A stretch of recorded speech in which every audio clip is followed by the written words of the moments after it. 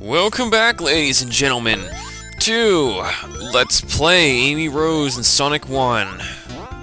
And we've arrived at the Starlight Zone, which is pretty simplistic compared to the rather pain in the ass that Lyra Zone was. Because pretty much this place is nothing more than highways, loop-de-loops, and the occasional dick move that can be predictable. Like these guys. A ball with spiky balls. Of course, fortunately, they can be easily avoided with properly timed jumps or just going right underneath them really good. I think this is like the only level in Sonic where you actually get to go really fast in this game. All the other levels are more oriented around platforming rather than high-speed movement. This place is just full of areas, though, to like move around in, though. Well, mostly it's like moving around, and then all of a sudden you're doing some platforming, and then you're moving around again. So I'd probably have to say that Starlight was probably the...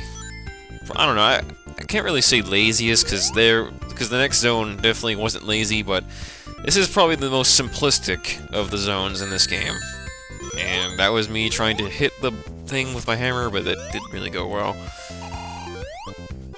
I will give the Starlight Zone credit, though. It is a rather annoying zone in that you can easily get confused if you don't know where to go because of those freaking fans. But then again, the acts are really short. You could probably complete both of the acts in under 1 minute. I mean, it's that short. You can even complete the third act in 1 minute. So yeah, this zone is like really, really short. Probably the shortest in the entire game. But the scenery is pretty good, though. I'm sure it's safe to assume that Amy is thinking of some way to get Sonic to take her on a date here at some point.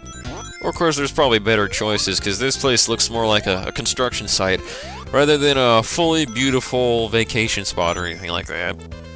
Although I will admit, the starry sky is really nice. I often wonder just how strong the Sega Genesis was, because the Sega Genesis is just capable of some beautiful graphics, even for an old system. I'm sure Amy would agree, but then again, Amy's a fictional character, so I guess it wouldn't really matter. Though, if you were to bring in logic into Sonic level designs, then that would kind of bring everything to a grinding halt, because there's so many levels in Sonic games that are just ridiculously designed. Especially ones that consist of highways or cities.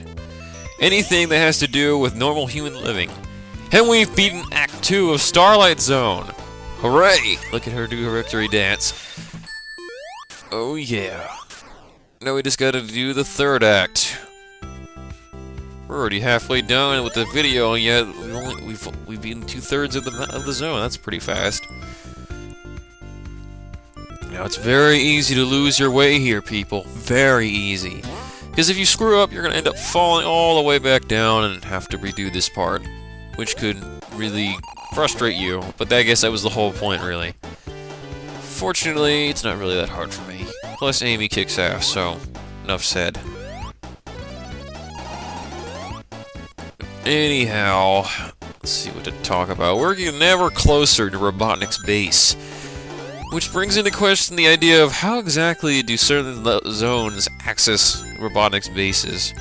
I mean, they kind of solved that question a bit when it came to Sonic 3 and Sonic and Knuckles, because there were level transitions. These ones, it seems like you go to one place and then suddenly you're in another. I don't know, I guess it's just like, I don't know, this place is mechanical, and the next place is mechanical, so I guess it makes sense.